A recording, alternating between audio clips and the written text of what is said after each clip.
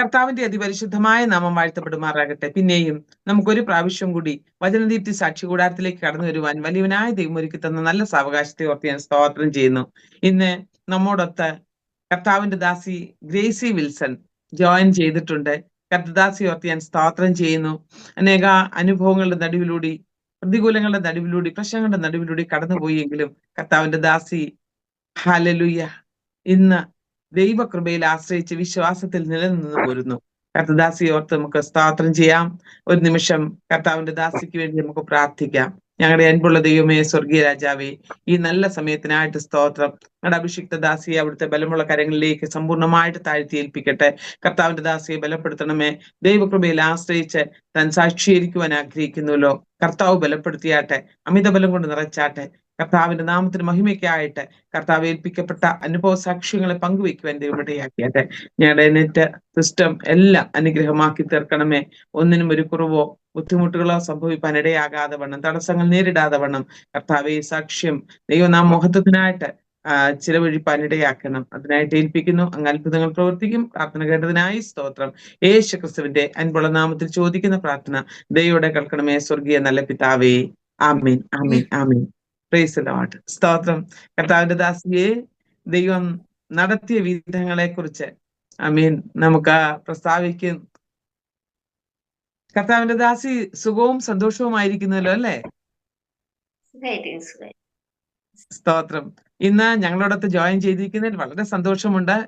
കർത്താവിന്റെ ദാസിയുടെ ബാല്യകാല സ്മരണകള് കർത്താവിന്റെ നാമത്തിന്റെ മഹത്വത്തിന് വേണ്ടി ഏത് പശ്ചാത്തലത്തിൽ നിന്നാണ് ഈ വിശ്വാസത്തിലേക്ക് കടന്നു വന്നത് എല്ലാം നമ്മുടെ പ്രേക്ഷകരോട് പങ്കിടുവാൻ അവസരമുണ്ട്.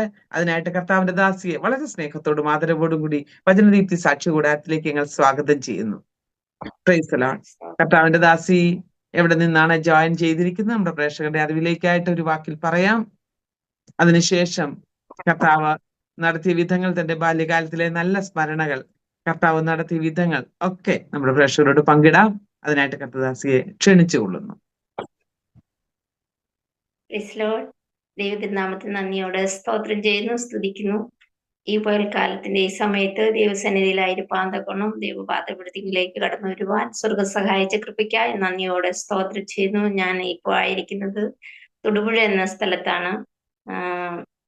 പിന്നെ എൻ്റെ വിശ്വാസ ജീവിതം എന്ന് പറയുന്നത്, ഞാനൊരു യാക്കോബ സമുദായത്തിൽ നിന്ന് രക്ഷിക്കപ്പെട്ട് ദൈവഭാഗത്തേക്ക് കടന്നു വന്നതാണ്. ഞങ്ങളുടെ സ്വദേശം പെരുമ്പാവൂരാണ്. ഞങ്ങൾ ബാല്യകാലം മുതൽ യാക്കോബ സമുദായത്തിൽ പള്ളിയിലും യാക്കോബ സമുദായത്തിന്റെ അനുസരിച്ച് ജീവിക്കുവാനുള്ള ഇടയായി. അങ്ങനെ ഞങ്ങളുടെ ബാല്യപ്രായം മുതൽ ഞങ്ങൾ സമുദായത്തിൻ്റെതായ എല്ലാ ചുറ്റുവട്ടങ്ങളിലും ജീവിച്ചു വളർന്നു. നല്ല ഭയഭക്തിയോടുകൂടി തന്നെ ദൈവം ഞങ്ങളെ വളർത്തുവാൻ ഞങ്ങളുടെ മാതാപിതാക്കൾ ഞങ്ങളെ അതിനായി പ്രോത്സാഹിപ്പിക്കുകയും ഞങ്ങളെ അനുസരിപ്പിക്കുകയും അതിനുള്ള എല്ലാ കാര്യങ്ങളും ഞങ്ങൾക്ക് ചെയ്തു തരുവാനുള്ള സഹായിച്ചു. എങ്കിലും സ്വർഗത്തിന്റെ ദൈവം ഞങ്ങളെ മുന്നമേ കണ്ടതിനായി നന്ദിയോടെ സ്തോത്രം ചെയ്യുന്നു. ഞങ്ങളുടെ കാലാകാലങ്ങളായി ഞങ്ങളെ ഓരോരുത്തരായി ദൈവം ഓരോ പ്രായങ്ങളിലും ഓരോ കാലഘട്ടങ്ങളിലും ഞങ്ങളെ സഹോദരങ്ങളെ വിളിച്ച് വേർതിരിച്ചു. ആദ്യം ഞങ്ങളുടെ മൂത്ത സഹോദരി ദൈവഭാഗത്തേക്ക് കടന്നു വന്നു. അതിനുശേഷം എൻ്റെ രണ്ടാമത്തെ സഹോദരി ദൈവഭാഗത്തേക്ക് കടന്നു വരുവാനിടയായി. അതിനെല്ലാം ദൈവം ഓരോ മുഖാന്തരങ്ങളും സാഹചര്യങ്ങളും എല്ലാം ഒരുക്കി നൽകി. പ്രതികൂല സാഹചര്യങ്ങളും ഉണ്ടായി എങ്കിൽ പോലും ദൈവം അനുകൂലമായിരുന്നത് കൊണ്ട് ഉദരത്തിൽ ഒരുപാട് മുമ്പേ കണ്ട ദൈവം, ലോകസ്ഥാപനത്തിനു മുന്നേ ക്രിസ്തുവിൽ നമ്മെ കണ്ട ദൈവം, തെരഞ്ഞെടുത്ത ദൈവം അതാത് സമയങ്ങളിൽ ഓരോരുത്തരെയായി ദൈവം ഞങ്ങളെ ഓരോരുത്തരെയും വിളിച്ചു വേർതിരിച്ച് ഞങ്ങളുടെ ഭവനത്തിൽ ഞങ്ങൾ 5 മക്കളാണ്. 4 പെൺമക്കളും ഒരു ആൺമകനുമാണ് ഉള്ളത്. അങ്ങനെ ഞങ്ങളെ സഹോദരിമാര് മൂത്ത സഹോദരിമാര് 2 പേര് വിശ്വാസ ജീവിതത്തിൽ കടന്നു വന്നതിന് ശേഷം പിന്നെ എന്നിൽ മൂത്ത ഒരു സഹോദരിയുണ്ട്. സഹോദരിയെ കത്തോലിക്ക ഭവനത്തിലേക്കാണ് വിവാഹം കഴിച്ചയച്ചത്. അങ്ങനെ കാലങ്ങളിൽ പോയതിനു ശേഷം തിരുവചനങ്ങൾ വായിച്ചു കേൾപ്പിക്കുക എൻ്റെ പിതാവിന് കേൾക്കാനും വലിയ ഇഷ്ടമാണ്. അങ്ങനെ പിതാവ് പലപ്പോഴും വേദഭാഗങ്ങൾ വായിക്കുവാൻ എന്നോട് പറയാറുണ്ട്. അപ്പൊ ഓരോ ഭാഗങ്ങൾ വായിച്ച് കേൾപ്പിക്കുമ്പോൾ ആ വചനം ഞാൻ വായിച്ച് കേൾപ്പിക്കുന്ന വചനം എന്നോട് തന്നെ പലപ്പോഴും എന്റെ ഹൃദയത്തിലേക്ക് ദൈവം ഇടപെടാനിടയായി. അപ്പൊ ഞാൻ ഇങ്ങനെ പലപ്പോഴും ചിന്തിച്ചു, ഈ റോമർക്ക് എഴുതിയ ലേഖനമൊക്കെ വായിക്കുമ്പോൾ സ്നാനത്തെക്കുറിച്ചും രക്ഷയെക്കുറിച്ചും ഒക്കെ വ്യക്തമായി എഴുതിയിരിക്കുന്ന വചനങ്ങൾ വായിച്ചപ്പോൾ ദൈവാത്മാവ് എന്നോട് തന്നെ സംസാരിക്കുവാനിടയായി. അപ്പോ ഞാൻ ചിന്തിച്ചു, ദൈവവചനത്തിൽ സത്യമായിട്ട് ദൈവവചനം വ്യക്തമായിട്ട് എഴുതി വച്ചിരിക്കുമ്പോൾ എന്തുകൊണ്ട് സമുദായ സഭകളിൽ ഇതൊന്നും ആത്മീയരായ പുരോഹിതന്മാരോ അല്ലെങ്കിൽ മറ്റു സൺഡേ സ്കൂൾ അധ്യാപകരോ ഇതൊന്നും കുഞ്ഞുങ്ങളെ പഠിപ്പിക്കുകയോ അതിനുള്ള അറിവ് പകർന്നു കൊടുക്കുകയോ ചെയ്യാതിരിക്കുന്നത് എന്തുകൊണ്ട് എന്നുള്ള ചോദ്യം എൻ്റെ ഉള്ളിൽ വന്നു ചേർന്നു. അപ്പൊ ഞാൻ ആ വചനത്തിന് കീഴിൽ എന്നെ തന്നെ സമർപ്പിച്ച്, ഈ വചനങ്ങളെല്ലാം സത്യമാകുന്നു എന്ന് ഞാൻ വിശ്വസിക്കുന്നു. ആ വചനം എൻ്റെ ജീവിതത്തിൽ നിവർത്തീകരിക്കപ്പെടുവാൻ കർത്താവ് എന്നെയും സഹായിക്കണമേ എന്ന് ഞാൻ പലപ്പോഴും പ്രാർത്ഥിച്ചുകൊണ്ടിരുന്നു. അങ്ങനെ അങ്ങനെ പ്രാർത്ഥിക്കുന്ന എനിക്ക് അതിനുള്ള സാഹചര്യങ്ങൾ മുഖാന്തരങ്ങളെല്ലാം ദൈവം ഒരുക്കി തരേണ്ടതിനാ ഞാൻ പ്രാർത്ഥിച്ചുകൊണ്ട് അങ്ങനെ വർഷങ്ങൾ കഴിഞ്ഞു. ഞാൻ 91 രക്ഷിക്കപ്പെടുവാനിടയായി. രക്ഷിക്കപ്പെട്ടു എങ്കിലും എനിക്ക് സ്നാനപ്പെടുവാൻ ഉള്ള സാഹചര്യങ്ങളൊന്നും ഇല്ലായിരുന്നു. അങ്ങനെ മുന്നോട്ട് പോയ പല വർഷങ്ങൾ ഇങ്ങനെ മുന്നോട്ട് പോയ സാഹചര്യം എനിക്ക് ഒത്തിരി ആഗ്രഹങ്ങൾ എൻ്റെ മനസ്സിലുണ്ടായിരുന്നു. രക്ഷിക്കപ്പെടണം, ദൈവഭാഗത്തേക്ക് കടന്നു ദൈവത്തിന് വേണ്ടിയിട്ട് പ്രയോജനപ്പെടണം, അങ്ങനെ ഒരുപാട് ആഗ്രഹങ്ങളും എല്ലാം എൻ്റെ ഹൃദയത്തിലുണ്ടായിരുന്നു. അങ്ങനെ അപ്പോ ഞാൻ എനിക്ക് പല വിവാഹ ആലോചനകൾ വന്ന് പ്രായമായപ്പോൾ അങ്ങനെ എനിക്ക് വന്ന വിവാഹാലോചനകളെല്ലാം യാക്കോബ സമുദായത്തിൽ നിന്നാണ് വിവാഹാലോചനകൾ വന്നത്. അപ്പോ അതെല്ലാം ദൈവത്താൽ തിരഞ്ഞെടുക്കാത്തതായതുകൊണ്ട് അതൊന്നും നടക്കുവാനിടയായില്ല.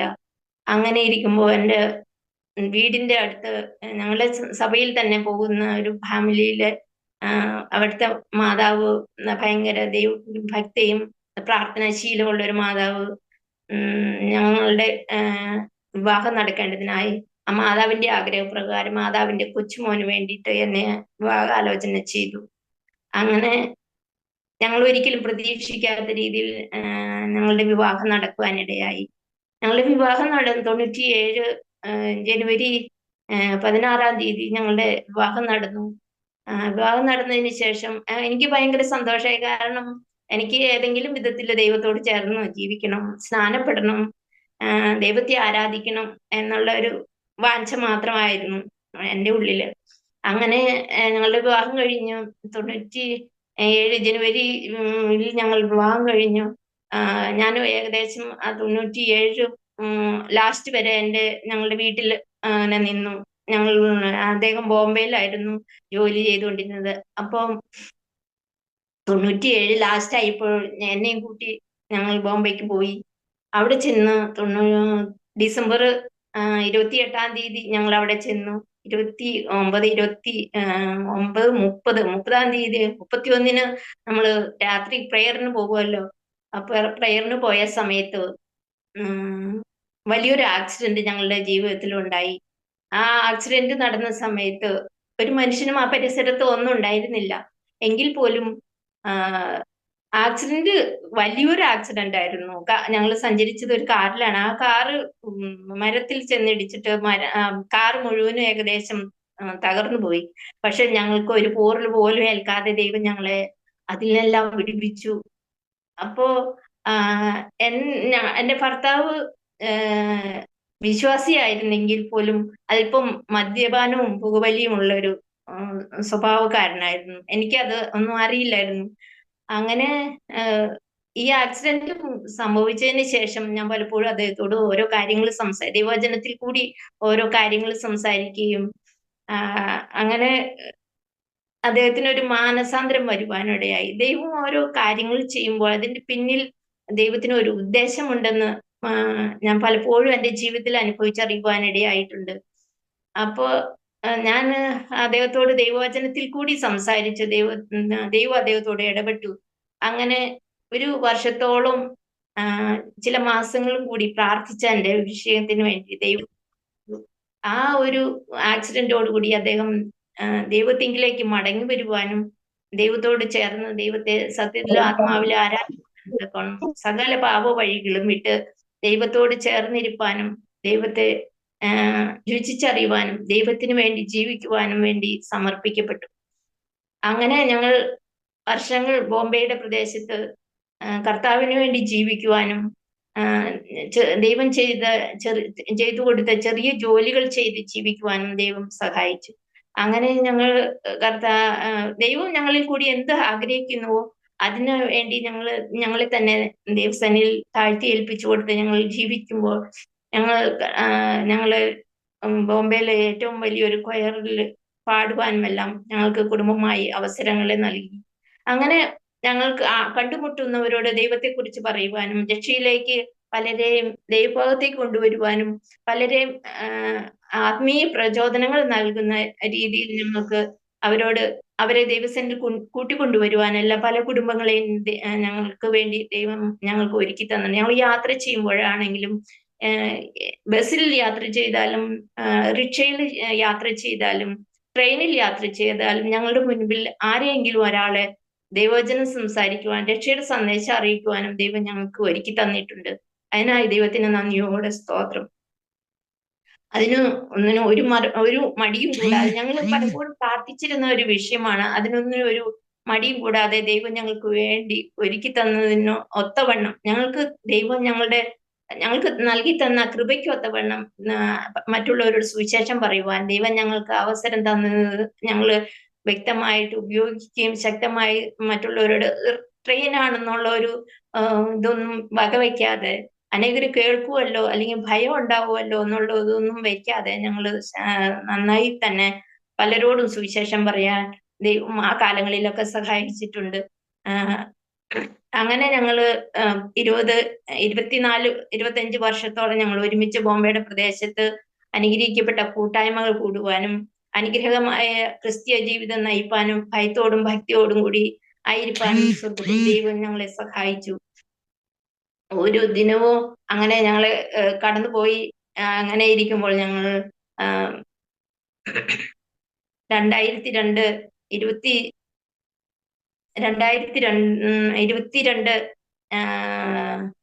ജൂലൈ മാസം 18-ാം തീയതി ഞങ്ങൾ ഒരുമിച്ച് നാട്ടിലേക്ക് കടന്നു വരുന്ന അവസരത്തിൽ ഏകദേശം 18-ാം തീയതി ഒരു 11 മണിക്ക് ശേഷം എൻ്റെ ഭർത്താവ് ട്രെയിനിൽ നിന്ന് മിസ്സാവാനിടയായി. അത് എങ്ങനെ പോയി എവിടെ പോയി എന്നൊന്നും എനിക്ക് അറിയില്ലായിരുന്നു. അപ്പൊ ബാത്റൂമിൽ പോയതാവും എന്ന് വിചാരിച്ച് ഞാൻ വെയിറ്റ് ചെയ്തു. ഒരു 10-15 മിനിറ്റ് വെയിറ്റ് ചെയ്തതിന് ശേഷം കാണാതായപ്പോ ഞാൻ ഫോൺ ചെയ്തുകൊണ്ടിരുന്നു. ഫോൺ ചെയ്തിട്ടും ഫോൺ എടുക്കുന്നില്ല, റിങ് ചെയ്യുന്നുണ്ട്. അങ്ങനെ ഒരു അരമണിക്കൂറോളം ഞാൻ ഫോൺ ചെയ്തുകൊണ്ടിരുന്നു. ഫോൺ ചെയ്ത് ലാസ്റ്റ് എനിക്ക് ഭയങ്കര സംശയമായി. ഇത് എന്ത് സംഭവം എന്നറിയുന്നില്ലല്ലോ എന്ന് വിചാരിച്ച് ഞാൻ അടുത്തുള്ളവരോട് പറഞ്ഞു, ഒന്ന് പോയി അന്വേഷിക്കുവോ എന്ന് ചോദിച്ചപ്പോ അവരെല്ലാം പോയി അന്വേഷിച്ചു. ആളെ കണ്ടില്ല. അപ്പോഴും ഫോൺ റിങ് ചെയ്യുന്നുണ്ട്. അങ്ങനെ അടുത്ത് ഇരുന്ന മലയാളി പിള്ളേരോട് ഞാൻ ഇങ്ങനെ കാര്യങ്ങളെല്ലാം പറഞ്ഞു. അപ്പൊ അവര് എന്നെ കൂട്ടിക്കൊണ്ടുപോയി TTRന് കംപ്ലൈന്റ് എല്ലാം ചെയ്തു. കംപ്ലൈന്റ് കൊടുത്ത് ഒരു വൈകുന്നേരം 5-5:30 ആയപ്പോഴും അവരെന്നെ പോലീസ് സ്റ്റേഷനിൽ നിന്ന് വിളിച്ചു. അനന്തപൂർ റെയിൽവേ സ്റ്റേഷനിൽ നിന്ന് എന്നെ വിളിച്ച് പറഞ്ഞു, അങ്ങനെ കാര്യങ്ങളെല്ലാം ആളെ കിട്ടിയിട്ടുണ്ട്, ആള് മരണപ്പെട്ടു. ഇപ്പൊ ജീവിതയാത്രയില് ഇടയ്ക്ക് വെച്ച് ഞാൻ തനിച്ചായി. അങ്ങനെ ജീവിതയാത്രയിൽ ഞാൻ തനിച്ചായപ്പോൾ ദൈവാത്മാവ് എന്നോട് കൂടെയിരുന്നു, എന്നോട് സംസാരിച്ചു. ഭയപ്പെടേണ്ട, ഞാൻ നിന്നോട് കൂടെയുണ്ട്, ഞാൻ നിന്നെ സഹായിക്കും, ഞാൻ നിന്നെ ശക്തീകരിക്കും, ഞാൻ നിന്നെ ഒരു നാൾ ഉപേക്ഷിക്കില്ല. ഒരു സ്വർഗീയ സമാധാനം കൊണ്ട് ദൈവം എന്നെ നിറച്ചു. ട്രെയിനില് ദൈവം എന്നോട് പറഞ്ഞു, നീ കരയരുത്, നീ ബലത്തോടിയിരിക്കണം. അങ്ങനെ ഞാന് ഇരുന്നു. സന്ധ്യാകാലമായപ്പോൾ ഇനി ഞാൻ എന്ത് ചെയ്യും? ഞാൻ തനിയെ ഒരിക്കലും എവിടെയും ഞാൻ യാത്ര ചെയ്തിട്ടില്ല, എന്നെ തനിയെ എങ്ങും വിട്ടിട്ടില്ല. അങ്ങനെ ഇരിക്കുമ്പോൾ ഞാൻ ഇനി എന്ത് ചെയ്യും എന്നുള്ള ഭാരത്തോടെ ഇരിക്കുമ്പോൾ ഞങ്ങളെ വർഷങ്ങളായിട്ട് അറിയുന്ന ഒരു പാസ്റ്റർ ഫാമിലി ബോംബെയിലുള്ളതാണ്. അവര് നാട്ടിലേക്ക് ആ ട്രെയിനിലുണ്ടായിരുന്നു. അവര് ഈ വാർത്ത കേട്ടറിഞ്ഞു, ഓടി എൻ്റെ അരികിലെത്തി. ദൈവത്തിന്റെ ദൂതന്മാരെ അയച്ചതുപോലെ അവരെ എൻ്റെ അടുക്കലേക്ക് ദൈവം അയച്ചു. അവര് പിന്നീട് അവരുടെ അടുക്കിലേക്ക് അവരുടെ കമ്പാർട്ട്മെന്റിലേക്ക് എന്നെ കൂട്ടിക്കൊണ്ടുപോയി. രാത്രി അവരുടെ കൂടെ കഴിഞ്ഞു. നേരം വെളുക്കെ ഞങ്ങൾ നാട്ടിലെത്തി. അപ്പോൾ തന്നെ അപ്പോഴത്തേക്കും നാട്ടിലുള്ള ഞങ്ങളുടെ ബന്ധുക്കളെല്ലാം റെയിൽവേ സ്റ്റേഷനിൽ എല്ലാ സജ്ജീകരണങ്ങളോടും കൂടി ഞങ്ങൾക്ക് ആന്ധ്രയ്ക്ക് പോകാൻ വന്നിട്ടുണ്ടായിരുന്നു. എല്ലാവരും കൂടി ഞങ്ങൾ ആന്ധ്രയ്ക്ക് പോയി. ആളെ കണ്ട് തിരിച്ചറിഞ്ഞ് അവിടെയും ഞങ്ങൾക്ക് വേണ്ടി ദൈവത്തിന്റെ കരം, അത്ഭുതമാർന്ന കരം ഞങ്ങൾക്ക് വേണ്ടി പ്രവർത്തിച്ചു. ദൈവത്തിന്റെ ദാസന്മാരെ അവിടെ ദൈവം അതിനായി നിയോഗിച്ചിട്ടുണ്ടായിരുന്നു. ആ ദേവദാസന്മാര് ഞങ്ങൾക്ക് വേണ്ടി ഓടി നടന്നു, കാര്യങ്ങളെല്ലാം ക്രമീകരിച്ചു. ഞങ്ങൾ പോകേണ്ട സ്ഥലങ്ങളിൽ ദൈവത്തിന്റെ ദാസന്മാരെ ദൈവം അയച്ചു. ഞങ്ങൾക്ക് വേണ്ടി കരുതി വേണ്ടുന്ന കാര്യങ്ങളെല്ലാം ചെയ്തു തന്നു. ഞങ്ങള് പിറ്റേ ദിവസം അവിടുന്ന് യാത്രയായി. അങ്ങനെ 3-ാം ദിവസം ഞങ്ങൾ വീണ്ടും നാട്ടിലെത്തി. പ്രിയപ്പെട്ടവന്റെ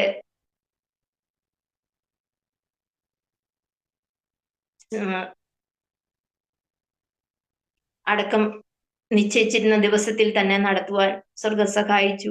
ഒരുവന്റെ ജനനം ഒരിടത്തും, വളർച്ച ഒരിടത്തും, മരണം ഒരിടത്തും, അടക്കം ഒരിടത്തും. നമ്മളാരും അറിയുന്നില്ല നമ്മൾ എങ്ങനെ, എന്ന്, എപ്പോൾ എന്ന്. ഏത് സമയവും ദൈവാത്മാവ് പറയുന്നത് പോലെ നമ്മൾ ഒരുങ്ങിയിരിക്കേണ്ടവരാണെന്ന് ഓരോ ഭക്തന്റെ സമയത്ത് നമുക്ക് ദൈവം നമ്മളെ ഓർപ്പിച്ചുണർത്തുന്നതാണ്. ഓരോ കാര്യങ്ങളാണ് നമ്മുടെ ജീവിതത്തിൽ വന്ന് സംഭവിക്കും. നാളെ എന്താകും, അടുത്ത നിമിഷം എന്താകും, എങ്ങനെയായിത്തീരുമെന്നൊന്നും നമുക്ക് ആർക്കും പറ്റാത്ത രീതിയിൽ കാലങ്ങൾ മുന്നോട്ട് പോയിക്കൊണ്ടിരിക്കുന്നു. ഏതു സമയവും കർത്താവിന്റെ വരവോ നമ്മുടെ മരണമോ ഏതാണ് നമ്മുടെ ജീവിതത്തിൽ സംഭവിക്കുന്നതെന്ന് നമുക്ക് ഒരിക്കലും പറയാൻ പറ്റാത്ത അവസ്ഥയാണ്. ഏത് സമയത്തിനും ഏതിനും ദൈവാത്മാവ്, നമ്മള് പാട്ട് പാടുന്ന പോലെ ഏതിനും ഒരുങ്ങുക, അത്രയേ നമുക്ക് പറയാൻ പറ്റൂ. ദിവസങ്ങളിൽ കർത്താവിന്റെ വരവിനായി നമുക്ക് ഓരോരുത്തർക്കും ഒരുങ്ങാം. പിന്നീട് ഞാൻ 2022 മുതൽ ഞാൻ നാട്ടിലാണ്. ഞാൻ എൻ്റെ സഹോദരിയുടെ ഭവനത്തിലായിരിക്കുന്നു. പ്രിയപ്പെട്ടവരോട് ഒരുമിച്ചുള്ള ആത്മീയ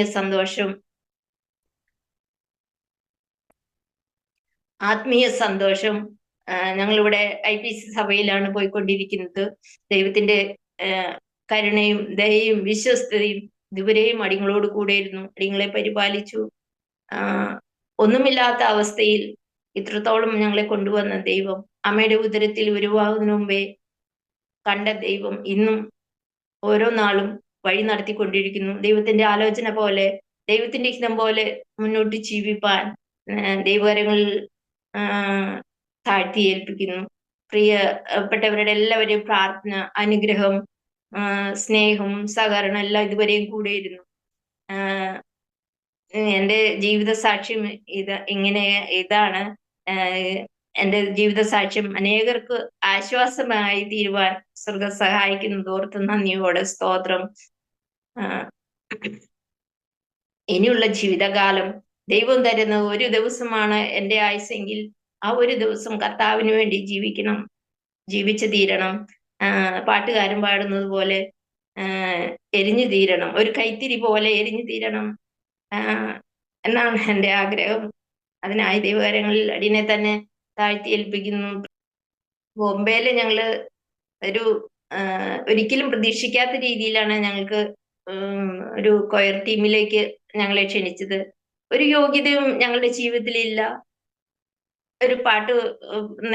നന്നായി ഒരു പാട്ട് പാടി അവസാനിപ്പിക്കാനുള്ള കഴിവും ഇല്ല.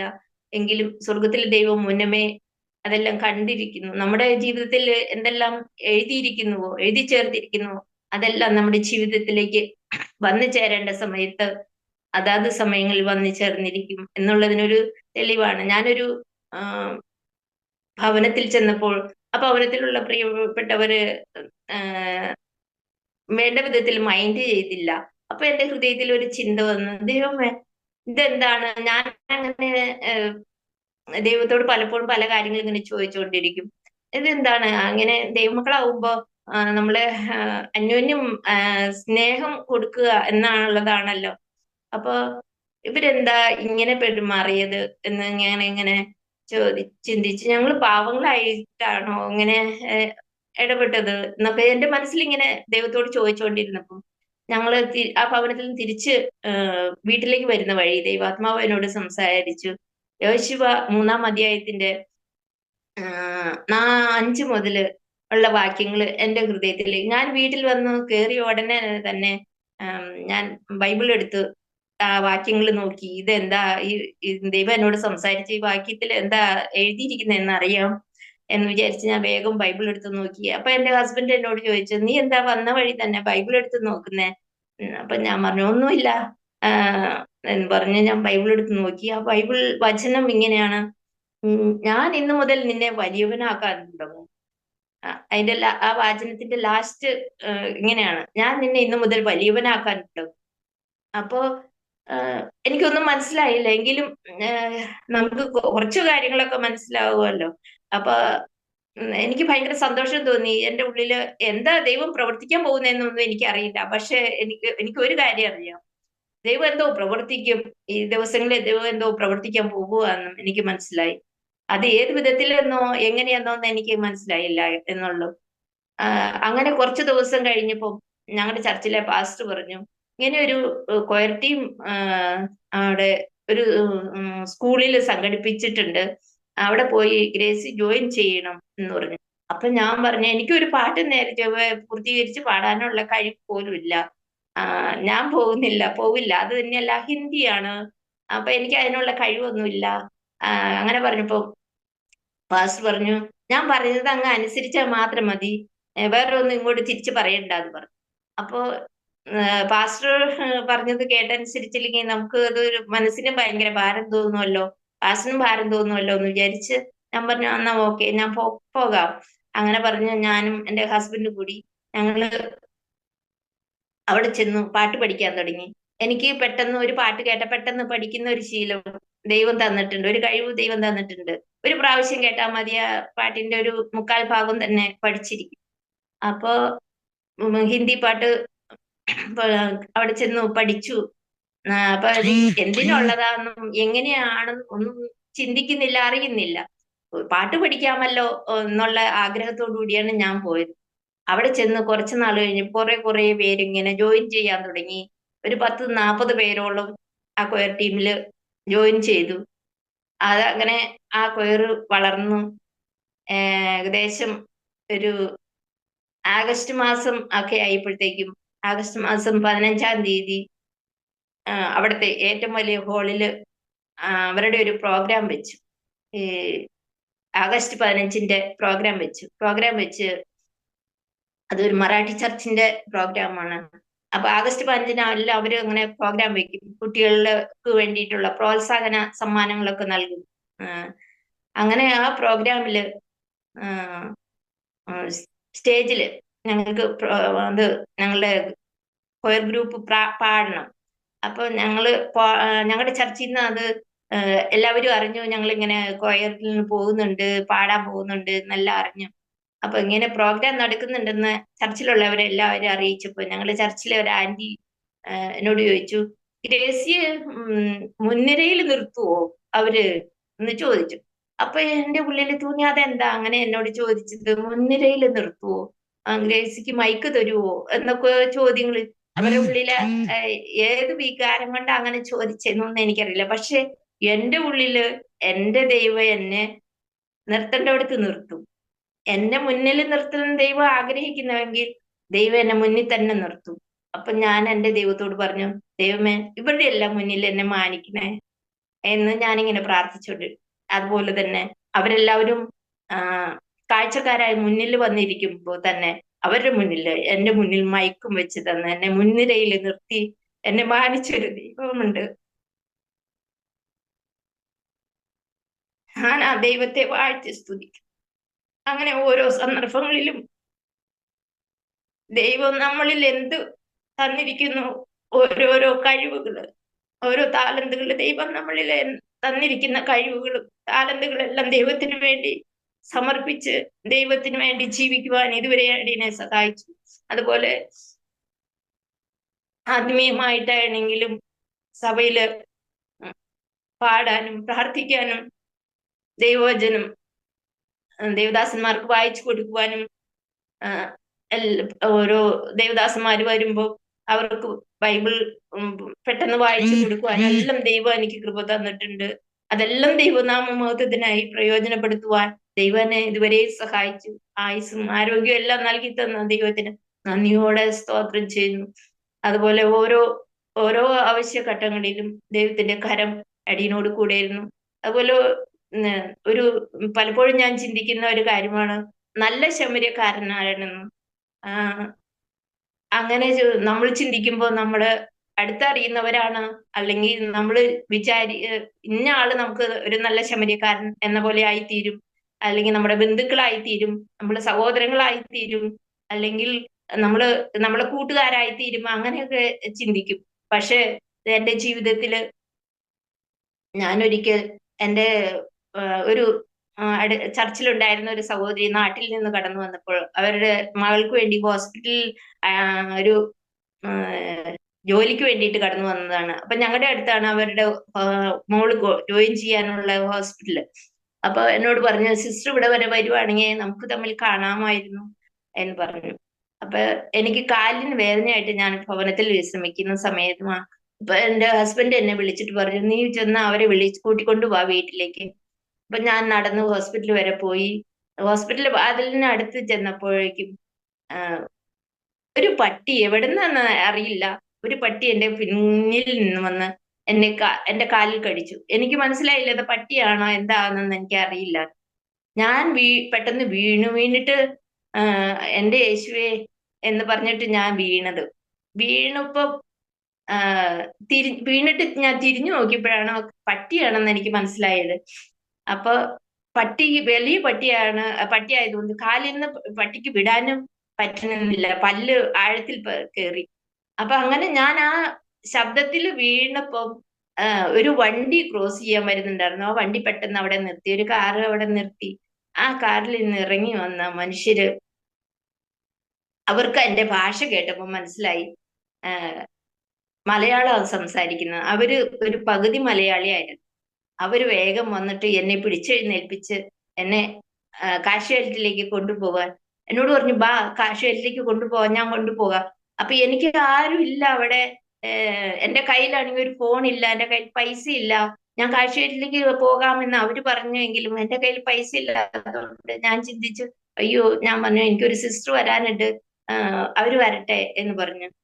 അന്നേരം അവര് പറഞ്ഞു, അയ്യോ, ബ്ലഡ് കാലിൽ നിന്ന് ഒഴുകുന്നുണ്ട്, വാ ഹോസ്പിറ്റലിലേക്ക് വാതിക്ക് തന്നെയല്ലേ, വാ കയറി, ഞാനുണ്ട് കൂടെ എന്ന് പറഞ്ഞു. അപ്പൊ ഞാൻ പറഞ്ഞു, അയ്യോ, പരിചയമില്ലാത്ത എന്റെ മനസ്സിൽ വിചാരിച്ചു, പരിചയമില്ലാത്ത ഇവരുടെ കൂടെ എങ്ങനെ എന്റെ കയ്യിൽ ഒരു പൈസയൊന്നും ഇല്ലാതെ ഞാൻ ഇവരുടെ കൂടെ ഹോസ്പിറ്റലിലേക്ക് പോയാൽ എന്റെ കയ്യിൽ ബില്ലടയ്ക്കാൻ പൈസ വേണമല്ലോ. അപ്പൊ ഞാൻ ആ സിസ്റ്റർ വരാൻ വേണ്ടി വെയിറ്റ് ചെയ്തു. അപ്പോഴത്തേക്കും എന്റെ കാലിൽ നിന്ന് ബ്ലഡ് ഇങ്ങനെ ഒഴുകി നിലത്തിൽ കൂടെ ഒഴുകുവാണ് ബ്ലഡ്. ഞാനതൊന്നും ശ്രദ്ധിക്കാൻ പോകുന്നില്ല. കാരണം പറഞ്ഞാ എന്റെ ബ്ലഡ് അവിടെ ഒഴുകിയാലും സാരമില്ല, എന്റെ കയ്യിൽ പൈസ ഇല്ലാത്തതുകൊണ്ട്. അങ്ങനെ നിന്നപ്പോഴത്തേക്ക് ആ സിസ്റ്റർ ഓടി വന്നു, എന്നെ കാഷ്വാലിറ്റിയിലേക്ക് അവര് കൊണ്ടുപോയി. അന്ന് വരെ എന്റെ കൂടെ എന്നെ കാഷ്വാലിറ്റിയിലേക്ക് ഹോസ്പിറ്റലിലേക്ക് കൊണ്ടുപോകാന്ന് പറഞ്ഞ സിസ്റ്റർ അവരുടെ ഹസ്ബൻഡ് എന്റെ കൂടെ നിന്നു. അവിടെ അവര് കയറി കാഷ്വാലിറ്റിയിലേക്ക് കയറ്റിയിട്ട് എന്റെ കാലെല്ലാം ക്ലീൻ ചെയ്തു. തീരുന്നവരെ അവര് അവിടെ നിന്ന് ഹോസ്പിറ്റലിൽ എത്ര രൂപ ചെലവായി അത്രയും ബില്ല് അവരടച്ചു. അതിനുള്ളിൽ എന്റെ ഹസ്ബൻഡ് വേഗം വന്നു. ഹസ്ബൻഡിനോട് പറഞ്ഞു, ബില്ലെല്ലാം ഞാൻ അടച്ചു, ഭയപ്പെടണ്ട, ഇനി എന്തെങ്കിലും ചെലവിനുള്ള പൈസ എന്ന് പറഞ്ഞ് ഒരു 3000 രൂപ എന്റെ ഹസ്ബൻഡിന്റെ കയ്യിൽ കൊടുത്തു. അപ്പൊ നല്ല ശമര്യൻ ആരെന്ന് നമ്മൾക്ക് ആർക്കും മനസ്സിലാവില്ല. ആരാണ് നമ്മുടെ ജീവിതത്തിൽ നല്ല ശമര്യൻ? ഞാനാവോ വേറൊരാൾക്ക് ഞാൻ നല്ല ശമര്യക്കാരനാവോ? ദൈവം പറയുന്നു, ആരാണ് നല്ല സ്നേഹിതൻ? നമ്മൾ ചിന്തിക്കുന്ന വിധത്തിലുള്ളവരല്ല നല്ല സ്നേഹിതൻ. എനിക്ക് കഴിയുമോ മറ്റുള്ളവർക്ക് വേണ്ടി ഒരു നല്ല സ്നേഹിതനാവാൻ, നല്ല ശമര്യക്കാരനാവാൻ? കാരണം നമ്മൾക്കറിയാം ന്യായപ്രമാണം എന്തെന്നും ദൈവവചനം എന്തെന്നും എല്ലാം നമുക്കറിയാം. പക്ഷെ നമ്മൾ സമയത്തും നമ്മൾ ഒരിക്കലും ഇങ്ങനെയുള്ള കാര്യങ്ങൾ ഒരുങ്ങിയിരിക്കില്ല. കാരണം അതെല്ലാം നമ്മുടെ തലയിലാവോ എന്നുള്ള ഭയം നമ്മളെ ഭരിക്കും. പക്ഷെ ദൈവവചനം പറയുന്നു എപ്പോഴും നമ്മൾ നന്മ ചെയ്തുകൊണ്ടിരിക്കാൻ. പക്ഷെ ഒരിക്കലും നമ്മൾ നന്മ ചെയ്യുന്ന സ്വഭാവം നമ്മളിലില്ല. വചനം നമ്മൾക്ക് അറിയാമെങ്കിൽ പോലും നമ്മൾ ഒരിക്കലും നന്മ ചെയ്യുന്നവര് അല്ല. ദൈവം ആഗ്രഹിക്കുന്ന നമ്മളിൽ കൂടി ആഗ്രഹിക്കുന്നത് നന്മ ചെയ്തുകൊണ്ടിരിക്കണമെന്ന്. പക്ഷെ ജാതികളിൽ കൂടി നമുക്ക് ഓരോ കാര്യങ്ങൾ നമ്മളെ പഠിപ്പിച്ചു തരും ദൈവം. അപ്പൊ നല്ല അവർക്ക് ദൈവവചനം എന്തെന്നോ അത് നല്ല ശമര്യക്കാരനാണെന്നോ അങ്ങനെയുള്ളൊരു അറിവ് അവർക്ക് ഇല്ലെങ്കിൽ പോലും അവര് ആ നന്മ അവരിലുണ്ട്. ആ നന്മ അവര് തക്ക സമയത്ത് പ്രവർത്തിക്കും. ദൈവം എനിക്ക് വേണ്ടിയിട്ട് ഒരുക്കിയ ആ ഒരു പദ്ധതിയായിരുന്നു എന്ന് ഞാൻ പലപ്പോഴും അവരെ ഓർക്കുമ്പോൾ ദൈവത്തിന് സ്തോത്രം ചെയ്യും.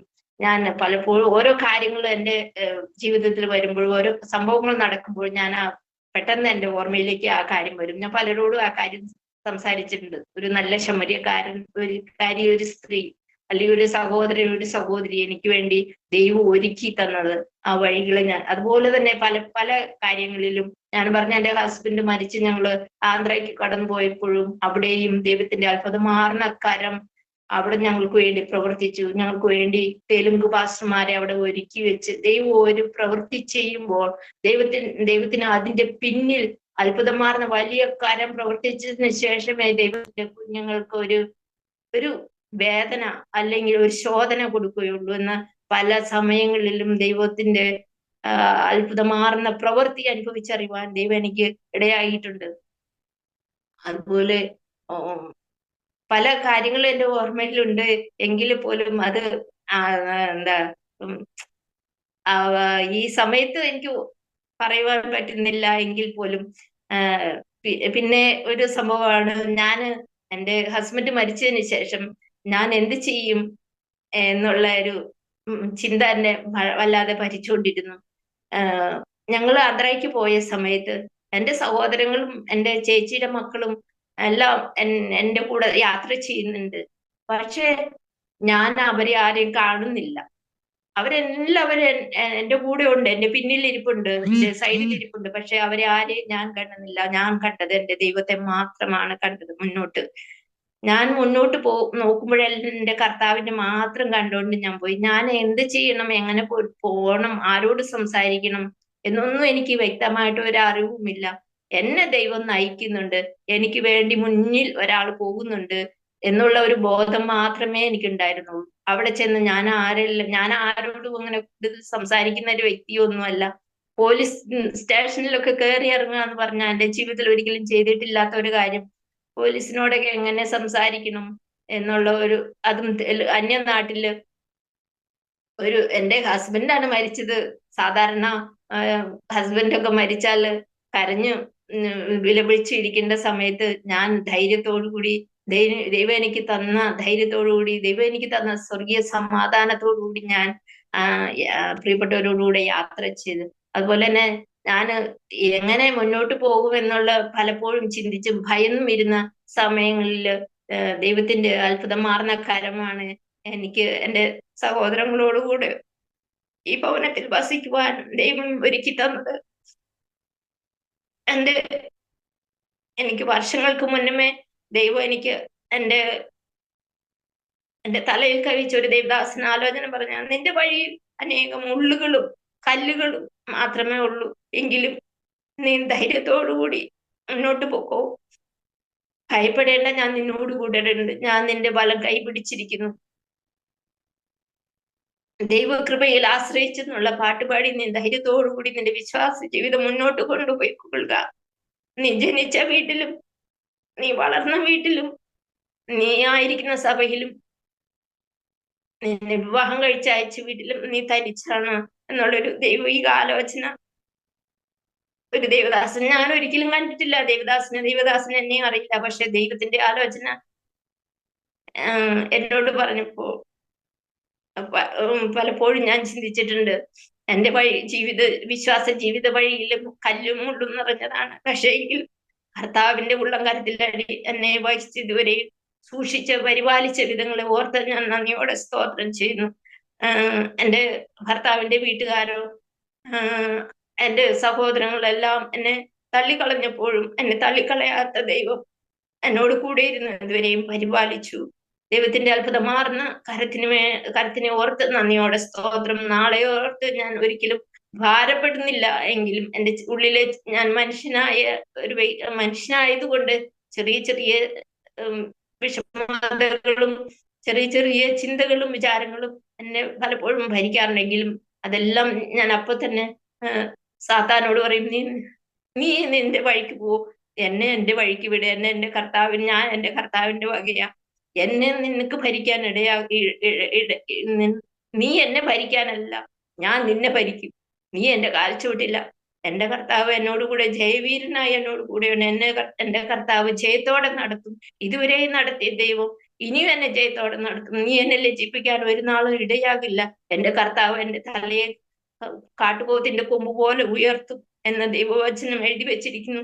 നീതിമാന്റെ സന്തതി അപ്പൊ ഇരക്കുന്നത് കണ്ടിട്ടില്ലെന്ന തിരുവചനത്തിൽ ഓരോ ദിനവും വായിക്കുമ്പോൾ നമ്മൾ വചനം വായിക്കുക മാത്രമല്ല വചനം ഭക്ഷിക്കുക കൂടി ചെയ്യും. ആ വചനം നമ്മുടെ ഉള്ളിൽ ക്രിയ ചെയ്യുമ്പോൾ നമ്മളെ ദൈവം ദിനതോറും ശക്തിയോടെ നടത്തും. ഇന്നാണോ, അടുത്ത നിമിഷമാണോ, അടുത്ത ആണ്ടാണോ, അടുത്ത ആണ്ടാണോ നമ്മുടെ മരണമെന്നോ കർത്താവിന്റെ വരവെന്നോ നമ്മൾ അറിയുന്നില്ലെങ്കിലും ഏതിനും ഒരുങ്ങിയിരിപ്പാൻ കർത്താവ് ഇതുവരെ സഹായിച്ച് ഇനിയും നടത്തും. നമ്മൾ ഓരോരുത്തരെയും അതിനായി ഒരുക്കട്ടെ എന്നുള്ള പ്രാർത്ഥനയോടെ ഞാൻ എൻ്റെ സാക്ഷ്യത്തിന് ദൈവനാമം മഹത്വപ്പെടുമാറാകട്ടെ. പാട്ടുപാടി ഞാൻ പ്രാർത്ഥിച്ച് അവസാനിപ്പിക്കാം. എന്നെ കരുതും ചിറകതിൽ മറയ്ക്കും എൻ്റെ യേശുവരികിലുണ്ട്. എൻ്റെ കാലുകളിടറുന്ന നേരമതിൽ എന്നെ താങ്ങിടും തൻ കരത്താൽ. എന്നെ കരുതും ചിറകതിൽ മറയ്ക്കും എൻ്റെ യേശുവരികിലുണ്ട്. എൻ്റെ കാലുകളിടറുന്ന നേരമതിൽ എന്നെ താങ്ങിടും തൻ കരത്താൽ. എൻ്റെ വേദനയിൽ ഒന്നു ചാരിടുവാൻ എൻ്റെ യേശുവിൻ്റെ മാർവതുണ്ട്. ഈ ലോകരെല്ലാം മറന്നിടിലും ആ മാർവിലെനിക്കൊരു സ്ഥാനമുണ്ട്. ആകയാൽ ഭാഗ്യവാനാം ആ മഹൽ സ്നേഹമതാ ഓർക്കുമ്പോൾ എന്നുള്ളം നിറയും. വർണ്ണിപ്പാൻ ഈ ജീവിതം പോരാ, ഓർക്കുമ്പോൾ എന്നുള്ളം നിറയും.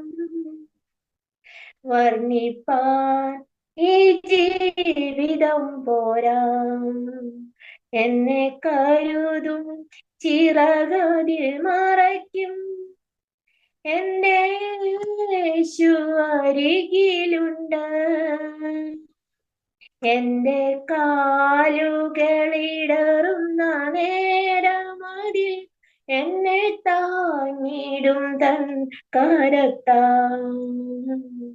ആമേൻ. നന്ദിയോടെ. കുറച്ച് പാട്ടുകൾ ദൈവം എനിക്ക് തന്നിട്ടുണ്ട്, ഞാൻ എഴുതി വെച്ചിട്ട് ദൈവത്തിന്റെ സംഭവം ദൈവം തന്നെ വെളിയിൽ കൊണ്ടുവരട്ടെ എന്നുള്ള പ്രാർത്ഥനയാണ്.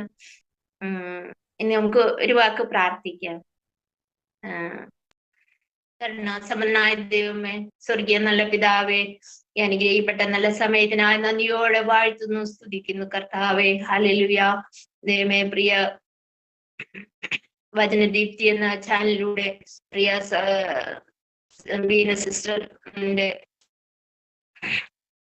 ആലോചന പ്രകാരം, ദൈവം കൊടുത്ത ആലോചന പ്രകാരം ദൈവസേനയിൽ ഇന്ന് പകൽക്കാലമായിരിക്കാനും ഏഴായടിന്റെ സാക്ഷ്യം ഈ ചാനലിലൂടെ അറിയിപ്പാനും തക്കണം സ്വർഗത്തിലെ ദൈവം സഹായിച്ച കൃപയ്ക്കായി നന്ദിയോടെ സ്തോത്രം. വേണ്ടിന്റെ സാക്ഷ്യം, ഈ എളിയ സാക്ഷ്യം അനേകർക്ക് പ്രയോജനപ്പെടുവാൻ തക്കണം സ്വർഗത്തിലെ അപ്പൻ അവിടുന്ന് സഹായിക്കുന്ന കൃപയ്ക്കായി നന്ദിയോടെ സ്തോത്രം. അടിയങ്ങളുടെ കഴിവോ മിടുക്കോ സാമർഥ്യമോ ഒന്നുമല്ല, അടിയങ്ങളുടെ ബുദ്ധിയോ ശക്തിയോ ഒന്നുമല്ല, കർത്താവിന്റെ ദയ വിശ്വസ്ത ഒന്ന് മാത്രം കൊണ്ട് ഇതുവരെയും അടിയങ്ങളായിരിക്കുന്നു. കർത്താവ് അടിയങ്ങളെ ഇത്രത്തോളം കരുണയോടെ കാത്തു സൂക്ഷിച്ച ദയക്കായ നന്ദിയോടെ സ്തോത്രം. ആപത്തുകളും അനർത്ഥങ്ങളും രോഗങ്ങളും ദുഃഖങ്ങളും എല്ലാം അടിയങ്ങളെ മുക്കിക്കളയാതെ വണ്ണം ഹല്ലേലൂയ നന്ദിയോടെ സ്തോത്രം. അവിടുത്തെ ഉള്ളംകരത്തിൽ അടിയങ്ങളെ വഹിച്ച് സൂക്ഷിച്ചതിനായ നന്ദിയോടെ സ്തോത്രം. അവിടുന്ന് ആഗ്രഹിക്കുന്ന പ്രകാരമായി തീരുവാൻ സ്വർഗകരങ്ങളിലേക്ക് അടിയങ്ങളെ ഏൽപ്പിക്കുന്നു കർത്താവെ. അടിയങ്ങളെ പോലുള്ള അനേക ജീവിതങ്ങൾക്ക് അനേകർ ആഗ്രഹിച്ചിട്ടും ഇതുപോലൊരു ഭാഗ്യ പദവി ലഭിക്കാതെ പോകുമ്പോൾ, അനേകര് ഹല്ലേലൂയ കർത്താവിനെ അറിയുവാൻ, അനേകര് കർത്താവിന്റെ സന്നിധിയിൽ കടന്നു വരുവാൻ ആഗ്രഹിച്ചിട്ടും അത് അവർക്ക് ലഭിക്കാതെ പോയപ്പോൾ ഏഴകളായ അടിയങ്ങളെ അവിടുന്ന് അമ്മയുടെ ഉദരത്തിൽ വരുവാതിനു മുമ്പേ കണ്ടതിനാൽ തെരഞ്ഞെടുത്തതിനായി ദൈവത്തോട് അടുപ്പിച്ചതിനാൽ നന്ദിയുടെ സ്തോത്രം. ഹല്ലേലൂയ കാര്യങ്ങൾ വേണ്ടി ജീവിപ്പാൻ അല്ലെങ്കിൽ നേടുവാൻ അടികളുടെ സഹായിക്കുന്ന പ്രിയ സഹോദരിയും കുടുംബത്തെ ജീവനങ്ങൾ ഏൽപ്പിക്കുന്ന കർത്താവ് അവരെ ചെയ്യുന്ന കാര്യങ്ങളെ വിശ്വസിക്കാൻ സഹായിച്ചതിനായ സ്തോത്രം. അല്ലെങ്കിൽ യാതൊരു സ്തോത്രം അല്ലെങ്കിൽ സ്തുതിക്കുന്നു. ഓരോ താലന്തുകളും കർത്താവിന് വേണ്ടി പ്രയോജനപ്പെടുത്തുവാൻ കർത്താവ് ഒരുക്കി കൊടുത്ത കൃപയ്ക്കായി അനുഗ്രഹത്തിനായി അല്ലെങ്കിൽ താല്പര്യങ്ങൾക്കായി നന്ദിയോടെ സ്തോത്രം. അവിടുന്ന് അല്ലെങ്കിൽ ദൈവത്തിന്റെ നാമം നിന്റെ മക്കളിൽ മഹത്വം എടുക്കുന്നതിനാ നന്ദിയോടെ സ്തുതിക്കുന്നു കർത്താവെ. അല്ലെങ്കിൽ സ്തോത്രം. അല്ലെങ്കിൽ അവിടുന്ന് അനുഗ്രഹിക്കണമേ. അനേക ആശ്വാസമായി തീരുവാൻ, അനേക സാക്ഷ്യങ്ങൾ അല്ലെങ്കിൽ ആ ചാനലിലൂടെ വെളിയിൽ വരുവാൻ സ്വർഗത്തിലെ ദൈവം സഹായിക്കണം. അതുമൂലം അനേകര് രക്ഷയിലേക്കും അല്ലെങ്കിൽ കർത്താവിലേക്കും അടുത്തു വരുവാൻ സ്വർഗം സഹായിക്കണം. അനേകർ നിത്യജീവന അവകാശികളായി തീരുവാൻ ഇടയാക്കുമാറാകണമെന്ന് പ്രാർത്ഥിക്കുന്നു കർത്താവെ. ദിനംതോറും ഈ ചാനൽ വളർന്നു വരുവാൻ സ്വർഗം സഹായിക്കണമേ. അല്ലെങ്കിൽ യാതേമേ സ്തോത്രം സ്തോത്രം. ഇതിനായി ഏൽപ്പിക്കപ്പെട്ട അല്ലെങ്കിൽ അവരുടെ ദാസിയെ അല്ലെങ്കിൽ കുടുംബത്തെയും അനുഗ്രഹിക്കണമേ, സഹായിക്കണമേ എന്ന് പ്രാർത്ഥിക്കുന്നു കർത്താവ്. ഹല്ലേലൂയ സ്തോത്രം. അവിടുത്തെ വരവിനായി അടികൾ ഓരോരുത്തരെയും ഒരുക്കണം, പ്രത്യാശയാൽ നിറയ്ക്കണം. സകലോടുത്ത് പൊന്നുകരങ്ങൾ ഏൽപ്പിക്കുന്നു പ്രാർത്ഥന അവിടുത്തെ സ്തോത്രം. അടികൾ കാഴ്ചമിച്ച യേശു ക്രിസ്തുവിനെ നാം ധ്യാനിക്കുമ്പോൾ കൃപയായി കേൾക്കണം സ്വർഗീയ നല്ല പിതാവേ. ആമേൻ. ആമേൻ. താങ്ക് യു സിസ്റ്ററെ. കർത്താവ് ധാരാളമായിട്ട് അനുഗ്രഹിക്കട്ടെ. ഇത്രത്തോളം സമയം ഞങ്ങളോടൊത്ത സമയം ചെലവഴിച്ചതിന് ദൈവത്തിന് നന്ദി കരയറ്റുന്നു. കർത്താവിന്റെ ദാസിയുടെ ജീവിതത്തിന്റെ അനുഭവങ്ങൾ വളരെ വേദനകൾ നിറഞ്ഞ അനുഭവം. ട്രെയിനിൽ യാത്രയിലെ തന്റെ ഹസ്ബൻഡ് വീണു മരിപ്പാനിടയായി. തുടർന്നുള്ള യാത്രയിലൊക്കെയും ദൈവം കൂടെയിരുന്നു. കർത്താവ് ഈ ദിവസങ്ങളിൽ തന്റെ ദാസിയെ ബലപ്പെടുത്തട്ടെ എന്ന് ആത്മാർത്ഥമായി പ്രാർത്ഥിക്കുന്നു. കർത്താവിന്റെ കൃപയിൽ ആശ്രയിച്ച് ഇന്നുവരെയും ദൈവം നടത്തിയല്ലോ, തുടർന്ന് നടത്തുവാൻ ദൈവം വിശ്വസ്തനായിരിക്കാൻ കർത്താവിന് സ്തോത്രം ചെയ്യുന്നു. അനേക ആയിരങ്ങൾക്ക് കർത്താവിന്റെ ദാസിയുടെ തണലായി ആശ്വാസമായി മാറട്ടെ എന്ന് പ്രാർത്ഥിക്കുകയും ആമേൻ. ഇന്ന് പകൽക്കാലത്തിങ്കൽ ഞങ്ങളോടൊത്ത സമയം വേർതിരിച്ച് തന്റെ ഹൃദയത്തിന്റെ വേദനകളെ ആമേൻ കർത്താവ് ഏറ്റെടുത്തല്ലോ. ഞങ്ങളോടൊത്ത സമയം വേർതിരിച്ചതിന് നന്ദി കരയറ്റുന്നു. ഹല്ലേലൂയ. കർത്താവ് അനുഗ്രഹിക്കട്ടെ. അപ്പ അങ്ങയുടെ ദാസിയെ ബലപ്പെടുത്തിക്കൊള്ളണമേ, അമിത കൃപ കൊണ്ട് നിറച്ചു കൊള്ളണമേ. കർത്താവെ ഈ ദിവസങ്ങളിൽ അനേകായിരങ്ങൾക്ക് തന്റെ ദാസി ഒരു ആശ്വാസമായി മാറുവാൻ കർത്താവ് ഇടയാക്കേണ്ടതിനായിട്ട് ഞങ്ങൾ പ്രാർത്ഥിക്കുന്നു. തുടർന്നും അവിടുത്തെ നാമത്തിന്റെ മഹിമയ്ക്കായി കർത്തദാസിയെ ഉപയോഗിച്ചാട്ടെ. ഇന്ന് പകൽക്കാലത്തിങ്കിൽ ഞങ്ങൾ ഒരുമിച്ച് ചേർന്ന് പിതാവിന്റെയും പുത്രന്റെയും പരിശുദ്ധാത്മാവിന്റെയും നാമത്തിൽ ഞങ്ങളുടെ ദാസിയെ അനുഗ്രഹിച്ചുകൊണ്ട് പ്രാർത്ഥിക്കുക. അനുഗ്രഹിക്കപ്പെടുവാൻ സഹായിക്കണം, നന്മകളാൽ നിറച്ച് അനുഗ്രഹിക്കണം. ദൈവ ഇഷ്ടം തന്റെ ദാസിയിൽ നിവർത്തിക്കണം. കർത്താവിന് വേണ്ടി അധികമായി പ്രയോജനപ്പെടുവാൻ ഇടയാക്കിയാട്ടെ. കൊടുത്തിരിക്കുന്ന എല്ലാ നൽവരങ്ങൾക്കായി സ്തോത്രം. പ്രാർത്ഥന കേട്ടതിനായി സ്തോത്രം. യേശു ക്രിസ്തുവിന്റെ അൻപുള്ള നാമത്തിൽ ചോദിക്കുന്ന പ്രാർത്ഥന ദൈവമൂലം കേൾക്കണം. സ്വർഗസ്ഥ നല്ല പിതാവേ. ആമേൻ, ആമേൻ, ആമേൻ.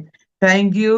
കർത്താവിന്റെ ദാസിയെ കർത്താവ് ധാരാളമായിട്ട് അനുഗ്രഹിക്കട്ടെ. God bless you. മറാനാഥ.